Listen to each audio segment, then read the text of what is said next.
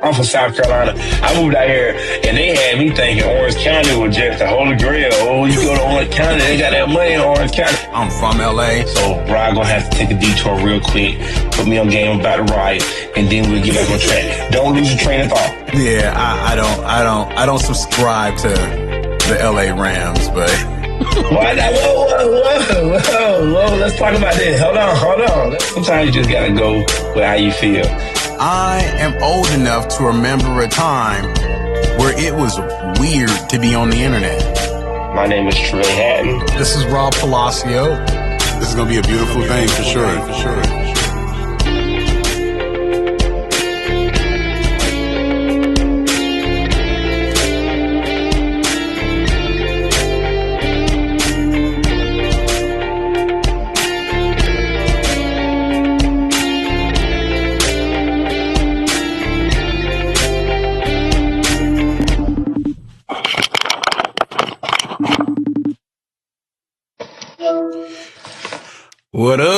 What up?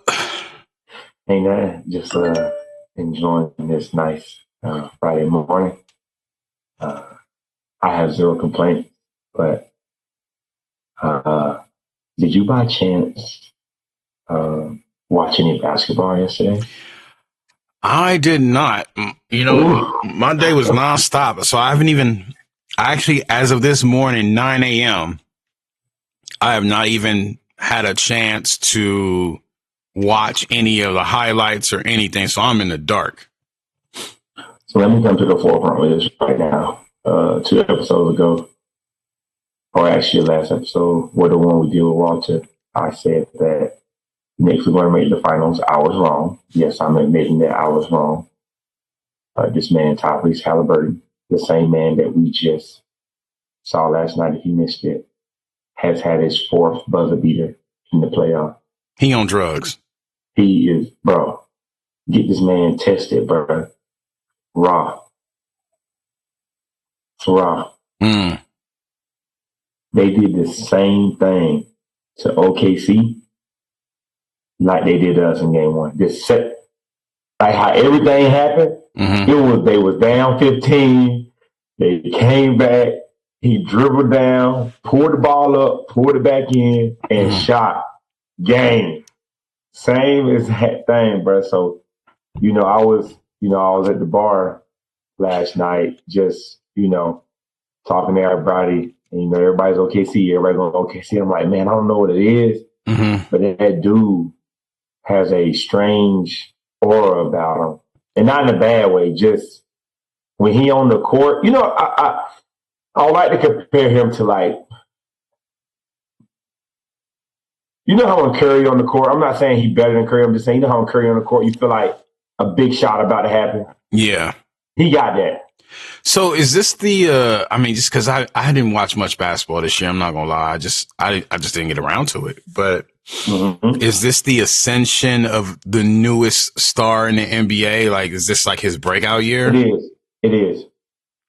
What year is he in? He came in the same year as LaMelo Ball. So whatever year LaMelo Ball came into. Oh, so he been around for a little while then. Yes. That's what I'm saying. So he started out in Sacramento. He was with the Kings. He got first team All NBA for rookies. He was a rookie NBA, right? First team. And then from there he got drafted to Indiana, and he's been going off ever since. I was listening to the whole joint on him, but anyway, that's neither here nor there. Halliburton. How are you? How are you? I'm good. Exhausted because I've been working out like crazy, but I'm here and life is good. Can't complain. Oh, I was just looking up some information on Tyrese Halliburton. Man, see, I don't even want to read this off. Read it. That dude was born the year I graduated high school. Shut up. February 2000. Shut your mouth. That is wild. Okay. He was born when? Huh? How does that even make sense? Yeah, so he young. So, all right. Well, he was born 2000 when? February 2000. February 29th, 2000. He's a young man. You sure? Yeah, that's what it say. That's what. But I will say this: it is good to see the NBA changing. You know, if you're a true basketball fan and you're listening to this, it is good to see that the NBA is evolving. Right? We're getting out of the LeBron era. I will say it. It is shifting. Even though he is a top 15 player still, it is getting out of his era, right? It is getting out of KD's era, right? Yeah. Stephen Curry. They're on the back end. They're dealing with injuries. Right. It's good to see these new guys stepping up. So I don't know. I mean, you know, I'm not going to make this a sports episode. We can say that topic for a different day, but as a man of a certain age. Don't say nothing to get me started, though. Don't say nothing to get me started. As a man of a certain age, I kind of agree with Kevin Garnett's take that the NBA is not necessarily evolving. It just changed. The rules changed that allowed for more offensive output and that show-stopping thing that we see now versus, you know, there was an emphasis on defense, you know, by the 90s and the early 2000s. And it was just so much harder to do things that was spectacular. So when you did see it, you kind of appreciated it more because it was more rare. And that's his take for like a lot of these NBA players, including SGA. He doesn't think would survive in his NBA atmosphere. So I don't know how I feel about that 100%, but I tend to lean towards what he was saying. I'm not gonna lie. Yeah. Because I'm not, and maybe it's just because I got so much more going on in my life, I will acquiesce that, but I'm just not as interested in watching as many games as I could possibly get. And just a handful of years ago, I was making sure I was home. If I didn't have that channel, I was at Buffalo Wild Wings or at some sports bar where I could actually watch it. And I just kind of don't care except for the big games. And this is a big game, and I didn't watch it. I still didn't watch it. But that's just me. You only want to watch it when you want to watch it. You know what I mean? Like when it's something good going on. But I looked for it for 2 minutes. I looked for it for 2 minutes, bro. I sat down, and I was like, okay, I'm going to turn this game on. And then I can't even remember what I had to do. I had to do something else, and then I still needed to do my second gym session. So I was like, I can sit down and watch this game and look for it, or I can go to the gym, you know. And then Jen wanted to watch her TV, so I was like, you know, take the TV. I'm just gonna go to the gym. And then by the time I got back, the game would have still been on. I just kind of didn't care. Yeah. So there's that. All right. Well, but that might be the old man in me, and I'm not old, but whatever. You're not old. You gotta say what you got to do about it. How was the fitness journey tracking? Oh man, it's crazy. So, you know, I know we keep coming up on here and recommitting, but I think I finally got it down. And so, it's a part of the process. It's a part of the process. I ain't gonna say we've been recommitting. I'm saying we get low and we be needing that boost up. Yeah, you know what I mean? Well, you know, highs and lows, and then like failures and having to reset and kind of, I mean, recommitting is not bad. It just means that you're still fighting a good fight. But like, I'm not going to say that I was winning. I was fighting. Right. Yeah. And so now I feel like I got to the point where I'm winning now. You know what I mean? Mm-hmm. So, I recommitted to myself right after, Memorial Day weekend. Mm-hmm. So I enjoyed my Memorial Day. You and I had a conversation, and, on Tuesday I got to it. So it's been, so what we're 10 days as of the day of this recording. We're 11 days, past Memorial Day, and I've dropped 7.5 pounds. Let's go. So let's go. That's what I've been waiting on. Let's go. So it's working out, you know, and I don't think I'm doing anything too crazy, but just based on my schedule, I try to work out a total of 90 minutes a day, you know, and I've been really watching and tracking my diet and whatever. So I usually go to the gym for an hour and then go back for a 30-minute session. And lately, the last 3 or 4 days, I've been staying past that. I've been staying, you know, 2 hours. You know, like I get in there for my second session and I'm like, man, 30 minutes went by. I'm supposed to be done, but I still want more. I'm not even tired. And then I'll have a day where I'm actually tired. I'm like, okay, I'm just going to do my 30-minute, get my steps in. You know, I'm not even going to lift any weights. I'm not going to get on the Stairmaster. I'm just going to, you know, kind of get my steps in for 30 minutes. And I get in there and I feel like, oh, I'm all right. I want more. I'm locked in. I got my music in. And then I'm like, okay, 15 minutes more. And I'm on a treadmill. I'm like, well, if I'm feeling like this, I need to get off the treadmill, get on the Stairmaster or lift some weights or something. And so I do something a little more aggressive and I'm like, I'm into it. Yeah. And then like some DMX comes on or something and I'm like, not the eggs. Yeah. You know what I mean? Next thing I know, an hour done went by and I'm like, oh, shoot. Yeah. You know what I mean? So it's been really good. I kind of feel locked in. Like I'm kind of like on a tangent because, you know, obviously we're recording off regular schedule today. Yeah. So like I'm feeling right now kind of weird because I'm usually in the gym right now. Oh, shoot, yeah. So it's all good. I'll go after. I had a weird week. Huh? I had a weird week. That's on me. But no, it's cool. It's cool. No, because I locked in yesterday. Yesterday was one of those long sessions, so I'm not missing nothing. Because remember how I told you yesterday, I'm tired of. I don't think I'm gonna go for my second session.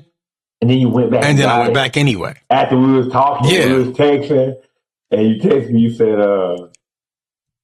You said, man, you know what? I just ate dinner. I'm about to finish my night with a workout. I said, okay, let's go. Yeah. That was huge, man. I think I'm thankful for you just because, you know, I was definitely in and out of it last week. Like the week before that, I think I got to the gym 3 or 4 times and was getting it in real good. Mm-hmm. And then last week you were on me. You were like, boom, I'm here. You still in bed, like you was like on me, and I'm like, And then just this week, I feel like I'm back to my, you know how you know you're not doing what you're supposed to do, right? So you try not to do stuff that expose you. Like that was the scale for me. Mm-hmm. So I see that scale in the morning, and I'd be like, you know what, not today. Like I'm not going to touch it today because I know it ain't gonna say what I wanted to say, and I'll be pissed. But I think it just came down to my routine. At the end of the day, I think I'm not a morning person naturally. Mm-hmm. You know, are you a morning person? You know what? I don't know if I actually am now. I'm thinking about it because so the way my life worked out, the way my bank account was set up. No, I'm kidding. No, Pat. I literally had a life where I always got up early, right? So there was school. I lived a certain distance from school. So I've always gotten up roughly no later than 6. And then, you know, I don't know, like that was always my habit. And right out of high school, I started working at UPS and that shift started at 4 a.m. So I graduated high school on a Friday and started my first day of work that Monday. And I'm getting up at 4 a.m. Right. Or actually, no, I'm at work at 4 a.m. So I'm getting up at 3 a.m. Right. And I would have to drive to downtown LA or whatever. So I did that for 2 years. Then I went to Pepsi, same sort of shift. So I spent another additional 2 years doing that. Now I'm in my 20s living that lifestyle. So that kind of carried through my life until I got out of the labor department. Roughly out of the labor department. And I would say the latest I was able to ever wake up was 6 a.m. Yeah. So just as the last few years being, you know, an independent business owner, I can kind of do what I want, but not really because I still have young kids that I have to support. So I still get up at 6 now. Yeah. Right. So I don't know if I'm truly a morning person more than it's just habitual. It's been like that all my life. It's a habit. It's a habit. And I'm going to say yes, because I noticed that some people, if they don't have a reason to get out of bed and get up, they will sleep till 11 in the morning or whatever. My body functionally does not feel well if I'm in bed later than 8. Like my body will start to hurt and I have to get up. Yeah. So I think that makes me a morning person. Even if I'm going to sit on the couch. I experienced that too, and it's so crazy because I'm definitely not a morning person. But now I hate being in bed because I hate how my body feels from laying in bed. Right. I don't even, like you just said. So this week, I get up, eyes burning, and I'll immediately turn on a video that I know will invoke emotional response in me. It's like, you need to take control of your life. Like, I go listen to like some motivation, and it's just being like, this morning I was laying in bed with Carmen, and I turned on this motivational football video, right, with some like talking behind it, you know, football highlight. You know, it's like David Goggins, it's like Joe Rogan. They're like on there saying like, you gotta take control of your life. And I just jumped out of bed. I threw the blanket up off of me. Carmen lifted her head up out her bassinet and looked at me. And I was like, it's my day today, baby. And she just busted out laughing. But that, I was tired. Right. And then I did that and I was wide awake. You know what I mean? Like, right. I was up and, you know, not that I could do that every day, but that's kind of been my theme to get out of bed this week. Just a little bit of motivation and some good vibes. But on the other side of that, I'll change my diet up, messing with you. So I've been doing a protein shake in the morning, green juice, and I really don't eat that solid until dinner. Like nothing like of any substance. I do the protein shake, the green juice, and then I do whatever we eating for dinner. And I'm back on the creatine because I told you I'm back on that creatine. Right. So I'm trying to pick up a house this year. That's my goal. I got to make sure I'm straight. And we got the wedding coming up, so I got to look like somebody. You know what I mean? I'm trying to look like, I'm trying to be in them picture like, Lee, who that boy is? And it's like, he look like he can play in the NFL. You know, I be, not that I'm looking for the compliment, but it's nice when somebody say, oh, you used to play football? You know, I like to hear that little compliment. Right. Yeah. At one point in time, not no more, but thank you for noticing, you know what I mean? Right. I hear you. That'd be my whole get down. But no, everything is good. It's so good. Interesting because, again, just going through waves of things, like I could be disciplined or not disciplined, and I could still maintain a certain weight or a certain look with just putting in minimal work, And now I'm starting to realize it's more of one hand washes the other for me, as somebody in my early 40s. So I'm starting to realize how critical it is. Like, I can't ignore good sleep or, even for me now, I notice the world of difference if I eat late. Yeah. So dinner for me lately is, late. Late is anything after 6 for me. Wow. So, but like, if I really want to get froggy, like most of this week, I had dinner at 3:00. Wow. Okay. Right. And I don't eat until 10 in the next morning. Like, I'll have my cup of bulletproof coffee, and it's just coffee with a little bit of butter, MCT oil, and some stevia. No heavy cream or nothing. So just to keep my insulin low, and like not spike my blood sugar at all, and I go through the first little part of my morning like that, get everybody off to school, sit down, do some paperwork. And then, about 10 o'clock or so, I'll look for that first meal, and that first meal will have a little bit of carbs, like some fruit or something like that. Maybe an egg, some bacon. I go to the gym, I get that in. And then, when I get home, when I get back from the gym, it'll be a glass of chia seeds and water. Do you mind breaking down the benefits of chia seeds? Or I can even look them up, but. Yeah. Chia seeds are, everything from weight loss management in terms of, cause they swell. So they actually keep you full. They're the most, I think what is it? You're going to have to probably look this up. Don't take it verbatim, but they're like the second most dense source of fiber. Like when you measure it out because of like the ratio or whatever it is. And that also helps to keep you full. It keeps your, for those who have diabetes or pre-diabetic, or just suffer from insulin resistance, it's supposed to help even out your blood sugar levels, your insulin. So it helps with insulin resistance, that sort of stuff. So one of the things that I learned, and obviously we are not professionals in any way, just two average guys who are on their own journey. You know, I've been looking up to what cortisol levels being too high and what that does to you. Right. And so I've been trying to treat that because I actually believe I haven't gone and got my blood work for that, but I believe, just at the current weight that I'm at and certain things that have happened to me, that my cortisol levels are too high.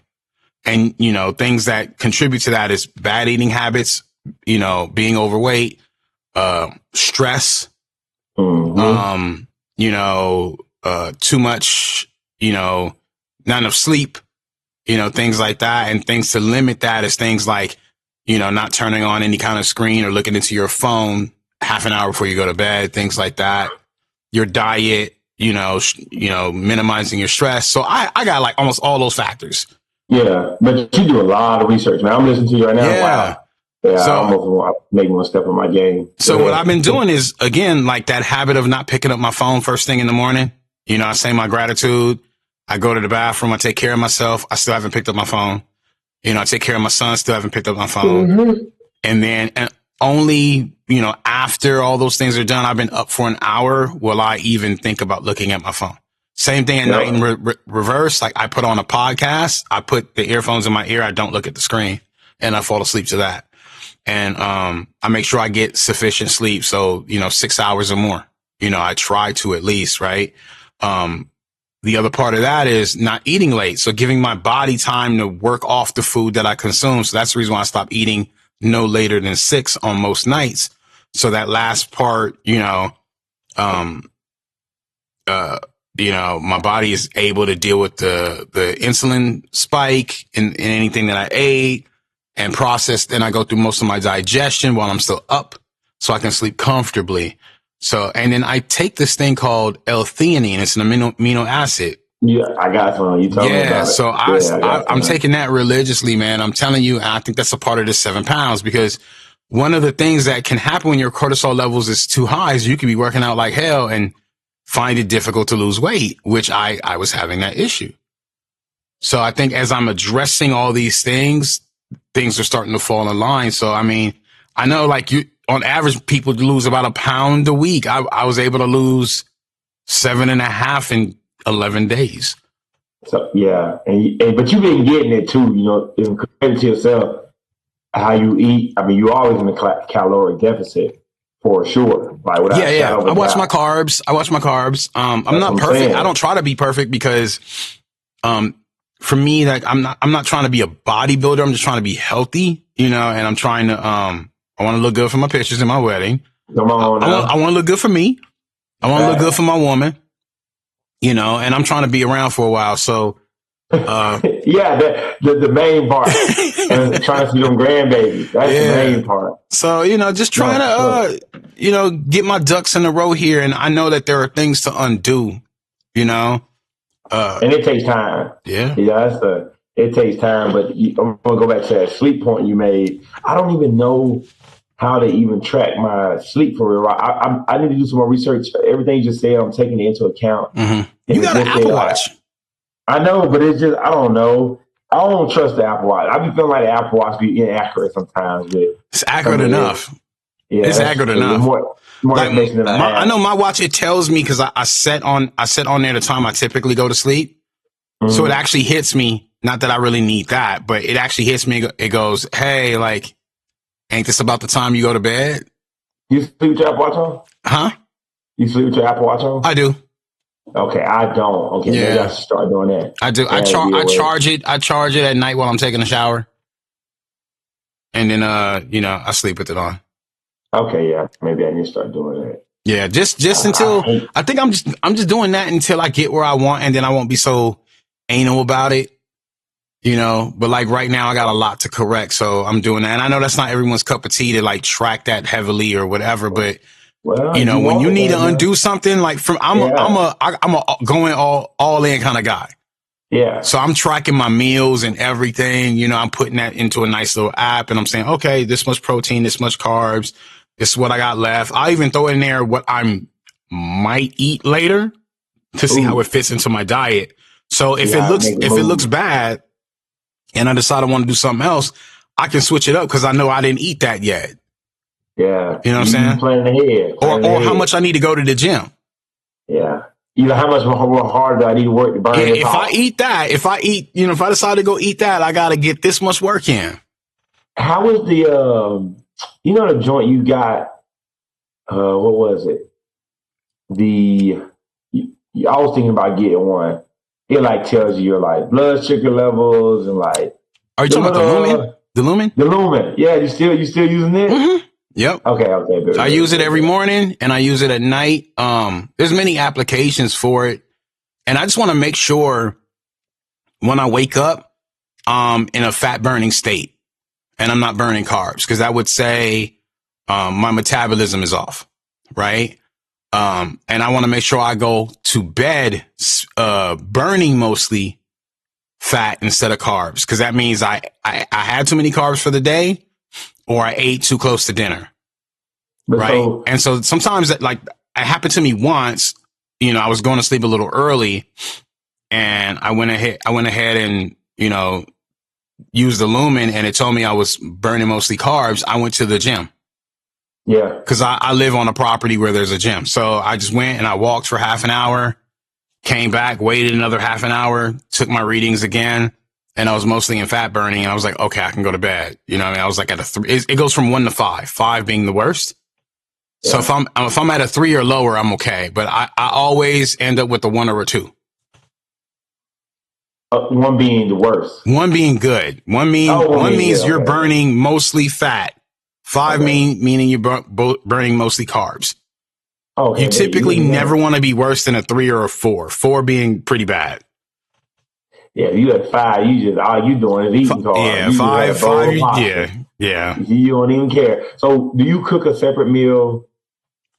Like, do you eat separate from your fiance and the kids, or how does that work? Are you? No, Jen and I, and that's the beauty of being together. With someone who has the same life mission statement as you. You know what I mean? Yeah. We decided a long time ago to get on the same regimen to make sure the family is healthy. So during the week, Monday through Friday, we typically all eat low carb. And that don't mean that you don't get to eat any of the fun stuff. It just means it's minimized. Yeah. You know what I mean? So we just we meal plan together. It took a little work to figure out what we can cook. We were able to eliminate a lot of things like pasta. We don't really do pasta noodles. We'll do like let's say we want to do pizza. During the week, we're not going to do a regular pizza. We're going to do a sausage crust pizza with all the toppings you want. That sounds good. And then you put whatever you want on that. Yeah. And so we'll do that. We'll do like last night I did a brisket. It wasn't that great because I didn't cook it really long. I cooked it kind of quick. It was a 2-pound brisket. Yeah. We had brisket with some, Brussels sprouts, and in the Brussels sprouts, I put, some carrots, some onions and some mushrooms in it. And then, hit that with some butter, sauteed that, and then hit the top of it with some, Mike's Hot Honey. Ooh, that sounds so good. So we had that on the side of the brisket and a little piece of, garlic toast for carbs. Well, you had a little piece. Yeah. Everybody had a pretty regular piece. Yeah. Oh, everybody there just breaking bread like they, the disciples. Yeah. a little something. So we, like I said, like we try not to be anal about it. During the weekend, we let the kids have fun. We don't really watch what they eat, and we just try to make sure they get outside. And y'all take turns cooking, right? You and Jen. Yeah.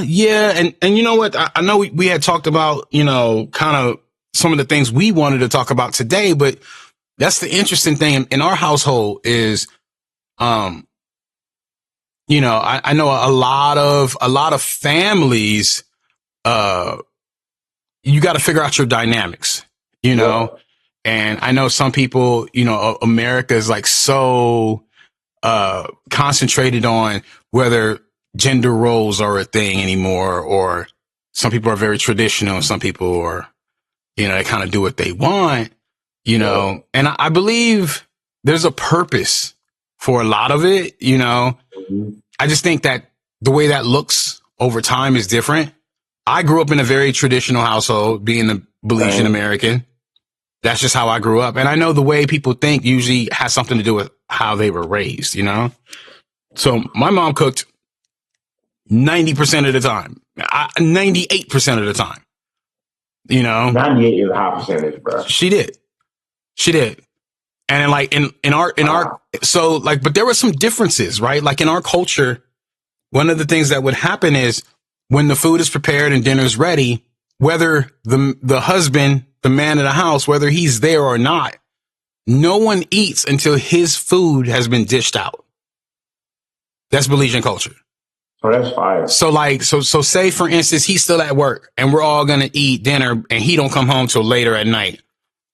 If you see the pot is untouched, like everything just got cooked, you are not allowed to touch that until his food has been separated. Oh, okay. So that first pot spoon of rice, that first piece of chicken or steak or whatever it is being served, all goes into a plate for the man of the house and it's put up if he's not home. I can get down with that. Or he's served first, right? My father doesn't like that. My father refused that. And did your mom have some, like, no, but this is how we do it type of, you know? I don't know, because I feel like they figured that out early on, I think, you know? Mm-hmm. And by the time I noticed it, it's because I was, you know, older and going to my cousin. I was going to my cousin's house and that's how it was done, right? Yeah. Like, you know, you know, your uncle ain't ate yet. You can't get in this pot yet. You need to wait. You know what I mean? So it was things like that. And I was like, wait, how come we don't do that? You know, and my mom was like, your dad is very adamant that his family is taken care of first. And he will, he knows that his wife will take care of him and there will be food for him. But his children, his wife and children eat first. He always put us first. That was his commitment. So, you know, culture says one thing, he did another. You know what I mean? That's fire. And I think I kind of embody the same sorts of things as my dad. You know, I seen him step up and cook and like, you know, not care or take care of us because my mom is off doing something. And I ended up that same way. Like, I don't care about that. I don't care who eats first. I don't have to be first. Those privileges are always extended to me on things like Thanksgiving or Christmas. You know, sometimes Jen will go forward and go, biggest piece of steak goes to Ra. You know, things like that. And those are nice. Come on, you got to say that make you feel a little okay. Yeah. You're like, yeah. For sure. For sure. Absolutely.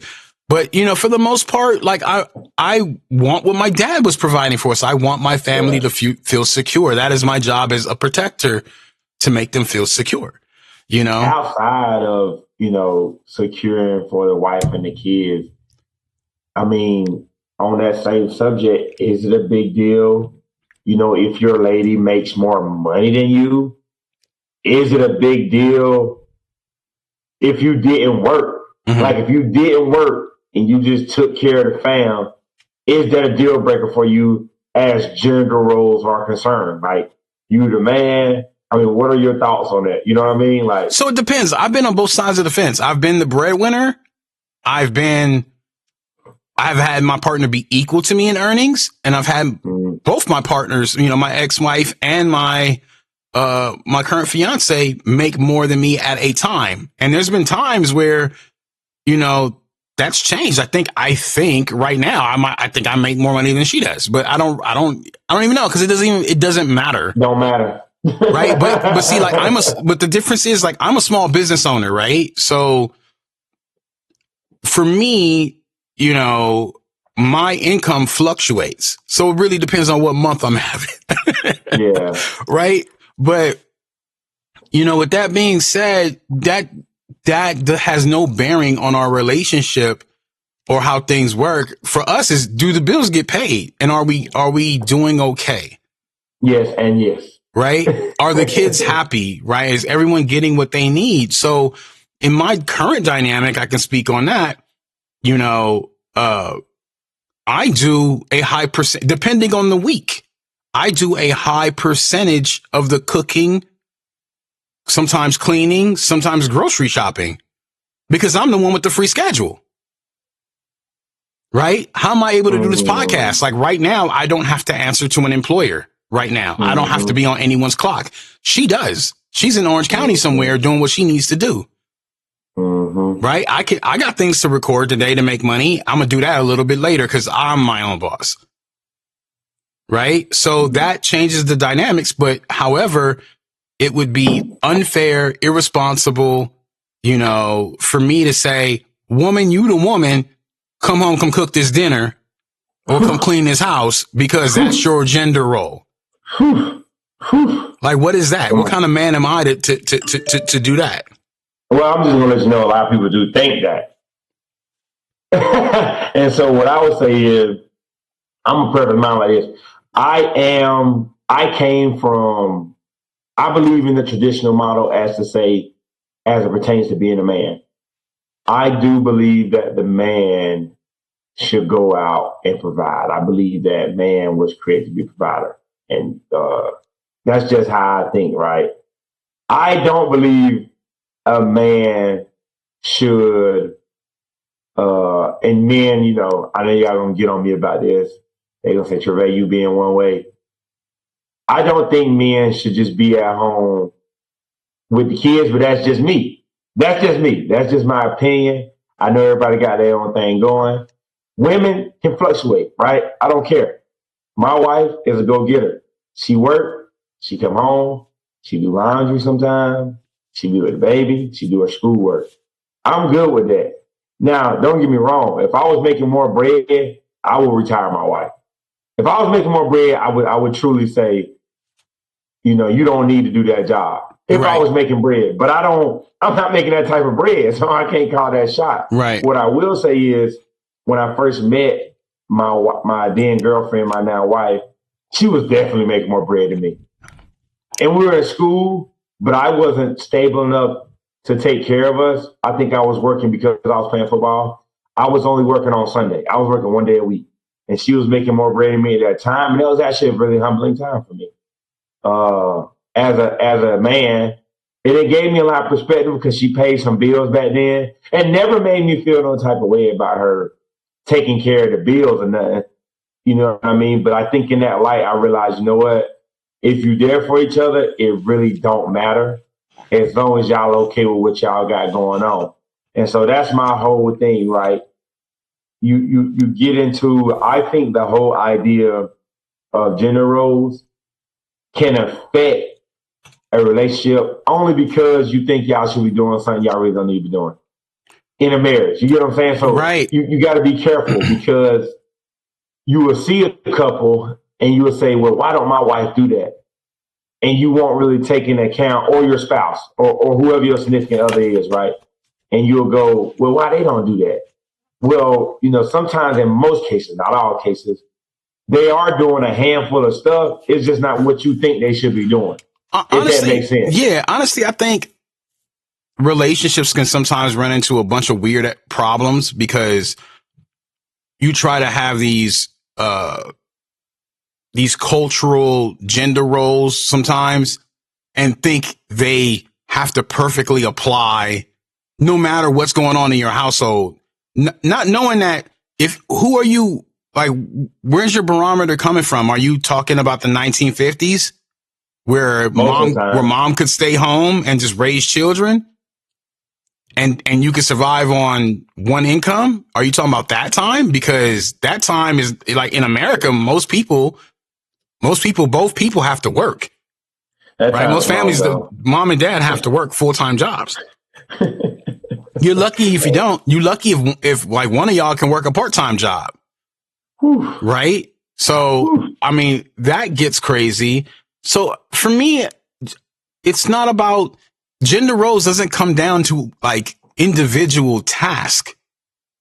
Right? And it's really interesting that you decided you wanted to talk about this week because one of the things Jen and I have been doing in our journey to like have our forever after is we actually decided, hey, the one thing we've not done together is, we've never gone to church together. Ooh. So we decided, let's poke around. Let's go to church. You know, let's see what that does for us, right? So Jen is a little bit more religious than I am. I'm spiritual in nature, but I'm not religious, right? I was raised Catholic. That is not necessarily what I practice anymore, but you know, I do believe in a higher power. I do believe in God. You know, I do pray. You know, I'm just not as rigid about it, I'm going to say. So I consider myself more spiritual. So walking into a church is not something that bothers me. It just needs to be the right church. Right. Yeah, you got to be something that fits. Right. Yep. So, you know, we went to church. And you did? Where you go to church? Oh, we've been to church the last 2 weeks. Oh, man. Yeah. Hey. Uh-oh. I'm gonna be real with you. I'm a little, you know, I don't want you to lose your train of thought. I'm a little hurt as your brother. Why? Just how you find out you've been going to church. Yeah. Because I love the Lord and I love church and I would love to be a part of your walk on your search. You know, just a little, you know, what did you like about the service? What did you dislike? Because, bro, church okay, so I'll put you on game. It's not a thing. It's not a thing. So, when I was living in Orange County, I used to go to Saddleback Church, right? Okay. So we decided to try that just because it's such an open environment. What I like about what they do there, they changed the pastor. They're a little different now, but the facility itself that they've made makes it so comfortable. Right. So I told Jen about this and I was like, let's just go experience that. Cause I know what that is. And then we can decide what we like, what we don't like, and decide if we want to move on, if we want to move towards something or move away from something. Right. So we get there, we park. It's almost like going to a theme park the way the facility is, right? Huge, very nice, very clean. You know, the people there are amazing, whatever. So you walk in and they've got a whole coffee stand off to the right. Like it's like a theme park.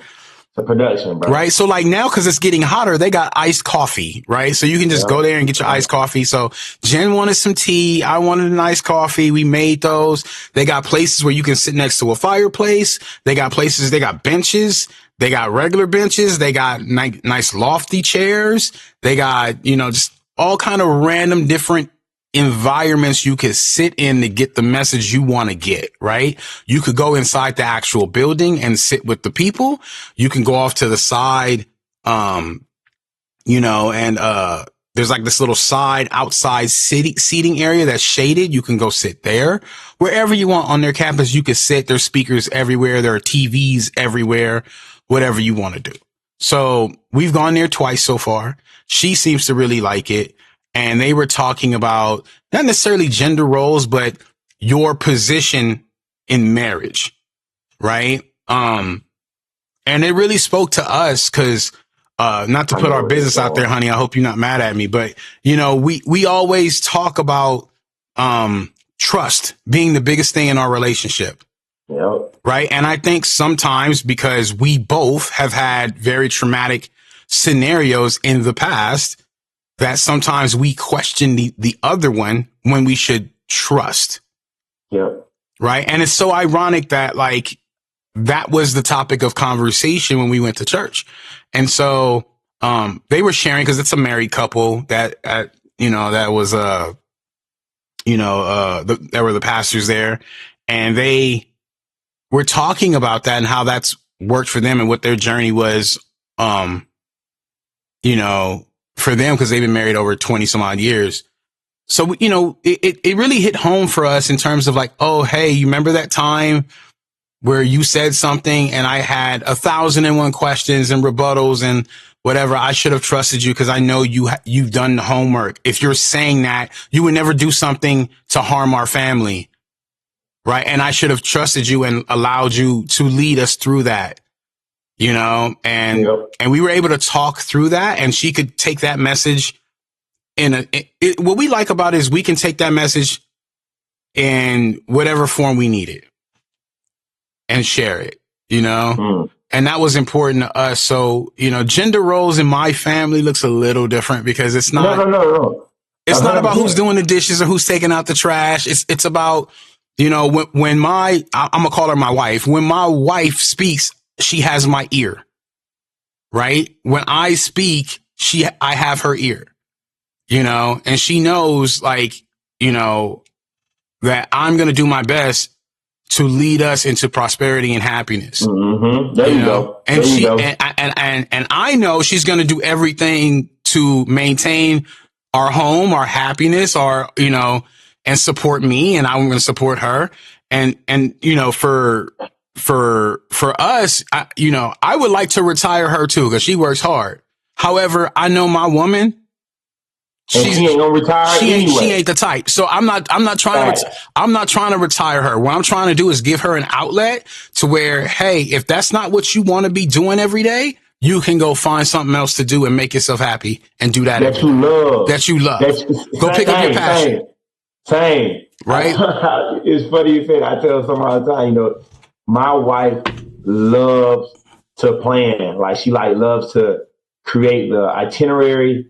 She's going to tell you what to do, how many people need to be there. I'm like, baby, if you want to be an event planner, when I get this check, I just start your own business. Like, you don't even got to do all this, you know what I mean, behind the scenes. You can plan everybody's event. Mm-hmm. But going back, to not get off topic, going back, I think that, and dude, you can totally disagree with me on this.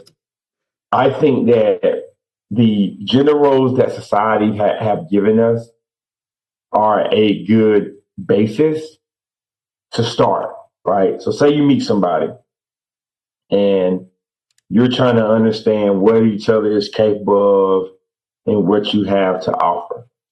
What you do is you take those roles. So say the man is supposed to take out the trash. Well, is he going to take out the trash?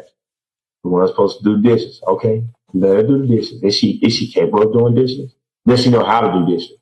Do you know how to do dishes?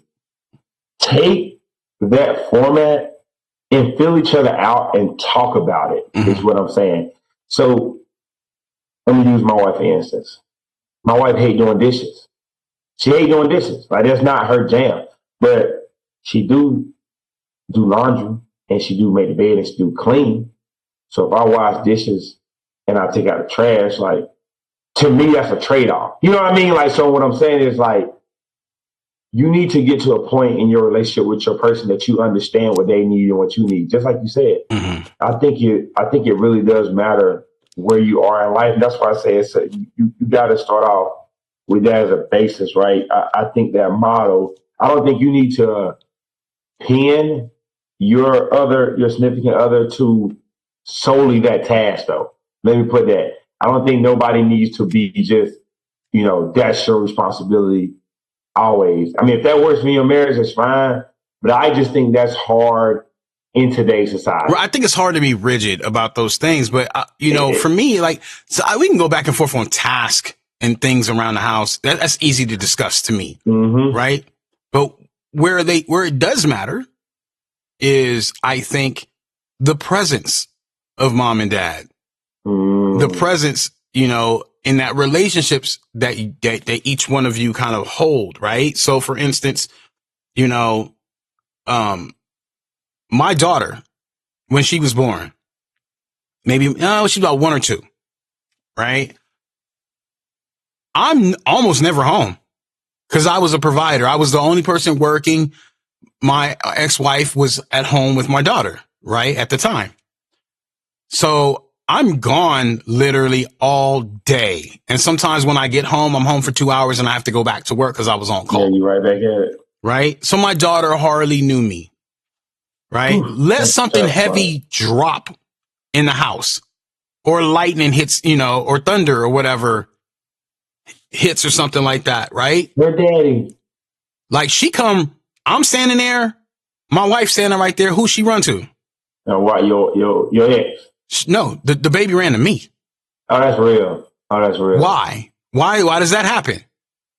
I don't know. She spends 90% of her time with her mom, but she ran to me. Why does that happen? I think it's a lot. I think because she missed you and she also sees comfort in you. And even though you weren't there, when you were there, you were very confident. So there's a fears, right? So there's a fear. I'm scared something happens. She ran to me as her dad, not her mom, for that comfort, for that safety. That was a natural reaction from a baby girl to her father. Yeah. Right. So I truly believe in that and the power in that. And I didn't have to walk around with an iron fist. I wasn't Ike Turner. I wasn't doing anything crazy. Yeah. You know what I'm saying? I didn't say eat the cake. I didn't eat the cake out of man. You know what I mean? Nothing. You know what I mean? But she knew, like, okay, dad is going to take care of me and keep me safe. And my wife at the time, if she was scared about something, she would ask, what are we going to do? Right? Like, that's innate for sure. Right? I ain't lying. And it's my job to not give bad information or just do wild shit. Yeah. Don't go in fight or flight. Figure it out. So I gotta, it's those are natural things that happen, you know, and we could fight that all we want. And I know for some people it's a little different, you know, some women are more, quick, you know, to make a decision. Are more emotional. Right. And some men are more emotional. And I have a feeling if you want to be real, based on how I raised my daughter, I think my daughter's going to be one of those people. Like whatever dude she ends up with, like I kind of feel hate it for him. I hate it for him because she's not going to be the person. Like I done got, bro, the last time my tail light on my car went out, guess who changed it? She did. Hey. I'm like, here, I'm going to show you how to change a light bulb in your car. So you're going to change this light bulb. You know what I mean? Like, so she know how to cook. She know how to clean. She loves to bake. But, you know, she also knows how to do certain things. So she's going to require her male, you know, companion to be a certain degree of male, right? Well, yeah, that can go two ways, right? She could marry a guy that relieves her of those duties, right? That she don't really need to fulfill, like a man can fulfill that for her. Or she could get with an emotional dude and they could be, you know, polar opposites. Like they could fit each other. Right. You know what I'm saying? As far as, you know, that's what I'm saying. It can go two ways. Right. But it doesn't have to be one way, right? Like a gender role. Like that YouTube thing you sent me, I so was cringing at that because it was saying men are callous and very aggressive and they don't show compassion and that's a gender role and whatever. And I go, well, maybe there was a time and place where that was more common. It was saying in the 50s. That's what it was saying. It was saying in the 1950s, right, the world had painted that. Right. But that's not necessarily true, right? It just looks different. Oh, not at all. Like my father is a very loving father, but he not hugging me like my mama hugged me. Yeah. He hugs me a little different. And guess what? I needed that. I needed a little bit of a different hug than how my mama hugged me. So it just is what those conversations are going to hit different. You know, my mom is going to be an emotional, feminine, you know, certain kind of POV, and I can get that same thing from my dad in a very different tone. And they both are important in my life. In your development. This is why a nuclear family, this is why a mom and a dad, even if you ain't together, it's important for you to both have your touches on your children. For both. Like, I know some of us don't have it like that for many reasons, and you got to do your best. But we were just talking about this yesterday. That's what it is. We were just talking about this yesterday. And you don't even know, you know, most of the time as parents, when you are going through whatever you think the end of the world is, if you have a child, you don't know how responsible your role is in that child's life. You know what I mean? You're going back and forth. You may be fighting with your spouse. You might be insecure, having a bad day, right? Just make sure that child is getting the love and the attention they deserve. But that's a whole other thing. Right. I just think that in today's world, I had mentioned to you, you know, and we got to go forward, right? Because we know how we feel about it, right? The roles are interchangeable. Do what's good for you and your family. Love your wife and your kids. Love your husband. But to me, I have a huge concern with the way social media can sometimes paint gender roles now. I do. Maybe it's just my feed, but I get like a lot more male side of things, like, do women, let me ask you this, do men still make more money than women on average? I know the unemployment rate for men has gone up significantly. So I know that there's a lot of men out there who don't even have jobs or have a hard time maintaining jobs these days. It's all skewed, bro. Like, young people are having kids later now because of finances. I know women are more career driven these days. Yeah. It's all over the place. There's not a steady thing anymore. So that's what I'm saying. Like, that's why social media, it's got its pros and it's got its cons. But when it comes to, be careful about the content you follow, man. Yeah. That can have you all, it just have you all jacked up, right? And in your thought process and what you need to be doing. At the end of the day, I just think it is your sole responsibility to take care of what needs to be taken care of, whether you're a man or a woman. Okay, whatever your responsibility is, whatever you sign your name to, needs to be taken care of. Don't put it on no other individual. But once again, everybody going through their own walks in life. I ain't gonna lie, I had a little phase there when I might have been a little insecure about how things work. But then I just realized that was low key my pride, high key. It was my pride affecting how I felt about what was going on. At the end of the day, you got to go off the facts. Right. You have to go off the facts, right? Are you taking care of business? Is she happy? Are the kids happy? Are you happy? Right. That's all that matters. And it came down to, am I going to let this keep getting to me? You know what I mean? I had to do my own soul searching in that general, boy, because my immediate community is traditional. Right. If that makes sense. Where I come from, South Carolina, they do the whole woman do, you know what I mean? The rose, right. Whatever the rose is, and, they might call me and go, oh man, you doing all that? Man, what you got going on over there? Right. You know what I mean? And so be weary of your community. Be weary of how that can make you feel and spin it. And women too, vice versa. Be weary of, women trying to put your man down because he not out here. I mean, first and foremost, you got to make your family work. Yep. And that might look a little different. And, and honestly, if you have transparent parents, which it sounds like you did, that's going to look different depending on what's going on. Right. And so, yeah, there were times during the day, my dad was the one at home, and that's why it wasn't a problem for me, and then there was times where my mom was holding it down, and my dad, like, I'm lucky if I saw my dad because he was gone putting in that work, My mom held it down for like 3 years. I think my dad had lost his job. He was just picking up like odd job. This was like bad in the recession. I can remember like it yesterday. My mom held it down, dude. And my pop was home. He cooked during that time, and he did the responsibility. He did what he had to do. He was doing his little, in the South we call it laying pine needles. He was out laying pine straw around trees and stuff, getting it in when he could. But it was just such a weird time. But for the majority of my childhood, I ain't gonna say my mom cooked 95% of the time. 95% of the time was crazy. I'm still thinking about that. My mom cooked a lot.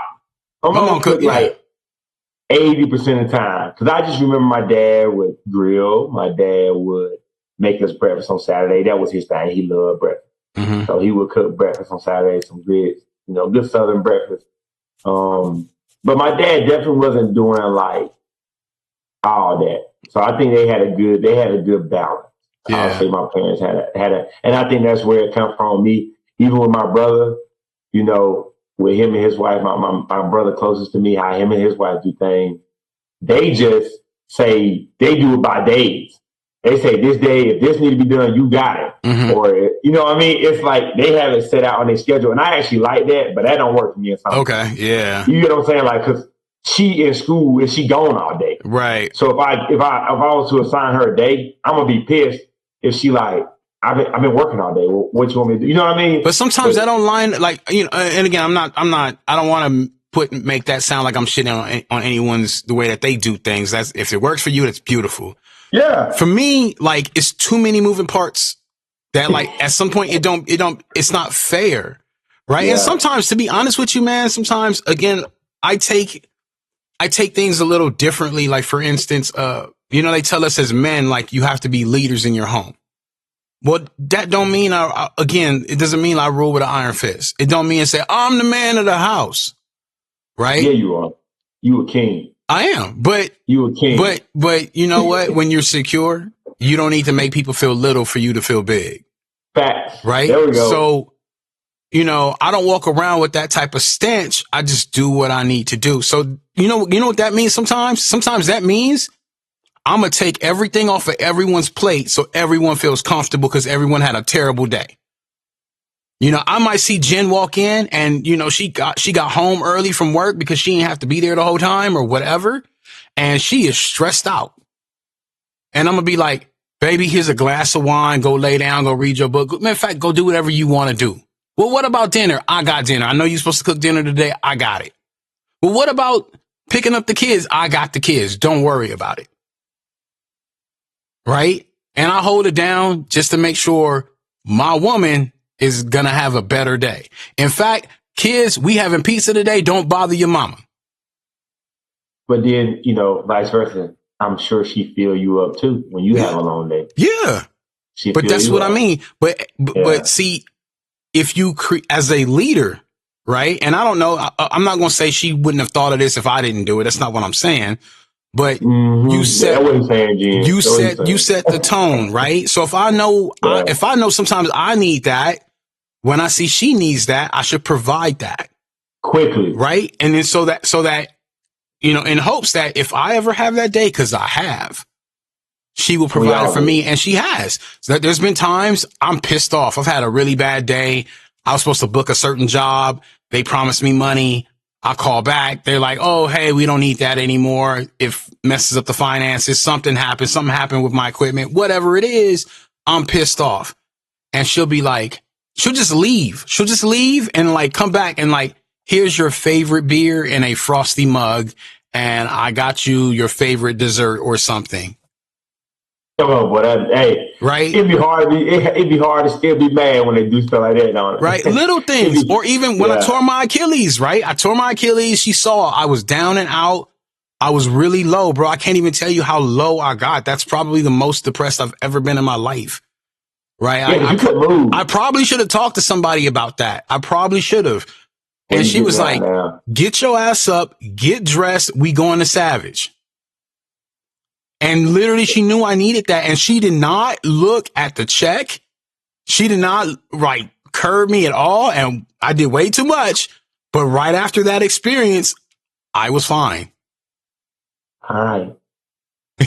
I am sure, man. But like, it's things like that. And I go, I love my woman. Like, she holds me down. And I'm sure she would say the same thing if she could, she was on the pod right now, and to me, that's what, being a leader, being a man in a relationship is, it's about always making sure every person in your family can survive the day and thrive. And if you set that standard, they got your back and they should be there for you, and they will be. Mic drop. I'm good. Yeah, because you did that. That was good. Take care. Y'all heard Ron. Take care of what you got to take care of. That's me. Take care of your spouse.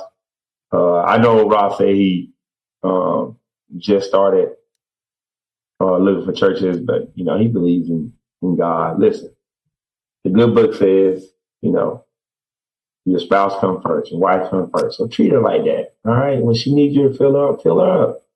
She gonna fill you back up. You can't do good around the house. Y'all can't take care of nothing if both of y'all running on E. Remember that. Both of y'all gotta be full for the house to have life. All right. Fill each other up. Do what you gotta do. You killed it. That was good right there. And we can go all day on this General Boy. Don't do that. Like, it ain't nothing, because it goes deeper than that, right? Mm-hmm. We can really, and I'm gonna talk to you about it off air, But I mean, it can, you know, you can go down this hole and you say, well, this and that, and this is how it should be, and this is how that should be. At the end of the day, like Ross said, you gotta do what's best for you. I think a huge thing, and you said it earlier, is being on the same page. A huge avoid. So you said we decided we were going to take our family in this path with our health. When we're talking about the cooking, right? Mm-hmm. Just being on that same wavelength, you two both knowing what it takes to get that done, it immediately even eliminates the idea of it being a quote unquote gender role, right? Because at the end of the day, you guys are about to be married, you're about to be one, right? You're about to be one person, right? Sharing a life, okay? When you're all on the same page, the decision-making process is super easy. No matter what you should do it or she should do, you both know what needs to be done. Right. It don't matter. And the example to the kids is, you know, out this world, because they know, like, okay, they are unified, they are together. I can't use one against the other. Right? Like, that's what it is. You know? Don't be the kids be. That's how you about to give me started on what I was talking about yesterday. You try to bait me right there. But no, just take care of business. Anyway, man, that was good. Before we get off of here, I told you I had put in that paperwork for the MCAT. Yep. I got it back yesterday. Let me read it off to you. I got it back yesterday. They emailed me. Keep in mind, last time I did this, because before we had Carmen, they said me and Summer made too much money. So I would like to think that having her, and also Summer was in school this year, so she didn't make as much money. Okay. It says, dear the assistance applicant, because you know I don't mind that. We are pleased to inform you that the AAMC, which is the American Association for Medical Colleges, has approved your application. This award may be applied to benefits listed below. Benefits. I get 20 medical school one-time applications totaling a fee of $1,100. Huge. Also, I get a 2-year subscription to look at any medical college I want. The original MCAT exam registration fee will be reduced from $335 to $140. Huge fat discount, bro. Along with that,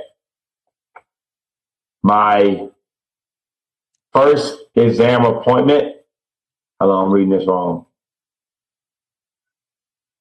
Oh, I get a 50% discount on my exam registration because there's a whole bunch of fees with medical school. And they gave me all the official MCAT prep stuff for free. The bundle. So it's time to get to work. It's been, Let's go. Putting this off. Yeah, it's time to get to work. I sent it to my wife. I was ecstatic yesterday. So I'm spending probably this weekend planning out my study plan around the podcast, around my work, around Savage, you know, just making sure I get ample time. So I probably won't be doing anything fun. I am going out of town next week. That's probably going to be my last trip of the summer. I've been looking at test dates, and there are no test dates for Southern California, so I'm probably going to have to fly out to South Carolina to take the exam sometime in August, which sucks. Because you definitely want to be traveling when you're doing a test like that, but it's all about how bad you want it. So I'm glad you did this out loud. I'm proud of you because now you holding yourself accountable. Oh, 100%, bro. Like, let's go. I got to, because this is something I need to do. Like I just need to lock in. You know what I mean? I need a consistent schedule.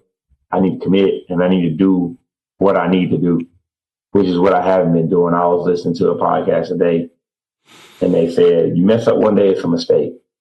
You mess up 2 days in a row, that's a new habit form. And I was like, ooh. Make a different mistake. Make a different mistake. Come on, put on a t-shirt. So you that's fine. You missed the gym. I forgot to study. Okay, that's okay, but don't. You got to do it again. Not tomorrow. Not tomorrow. Don't do that to yourself. So I'm just in this mode, and I'm just trying to get right. I'm doing all type of research, how to study for long periods of time, but it's gonna come. But anyway, my listeners, if you made it this far into the podcast, pray for your boy. Keep me in your thoughts. It's been something I've been wanting to do. And the closer I get to it, the harder it gets. The closer I get to it, the harder it gets. It's supposed to. I'm on the right track. And when you're on the other side of it, you can be like, that was fucking worth it. Yeah. So. Because listen, man, if anyone could do it, everyone would do it. Facts. And I'm just, and it's, all right. I just got to lock in. I done did. All this is just locking in. I don't need help with everything else. I just need to study. Study. Lock in. But that's it. I'm good. I just, I had to air that out just to put myself under the heating lamp. So yeah, there you go. You got this. That's a hell of a way to put yourself out there to the public. Yeah. So everyone's gonna be asking a year from now, hey, what happened? Did it go good? Yeah, and, what happened? I can live with that, or I can just put this work in like I know. So you got So no matter what you owe yourself is your best effort. Yeah, that's it. Right there it is. Man, what a way to end the podcast, man. I like that. Thank you for listening to another episode of Raising the Bar with Ron Treve. If you like what you heard, do us a favor and share the podcast with a friend. Don't forget to like and subscribe to podcasts also. New episodes every Wednesday. You can leave us a comment on the episodes where you stream them on Instagram at rtb.podcast or send us a direct email at rtb.podcast25@gmail.com. That's rtb.podcast, the number 25 @gmail.com. See you next week.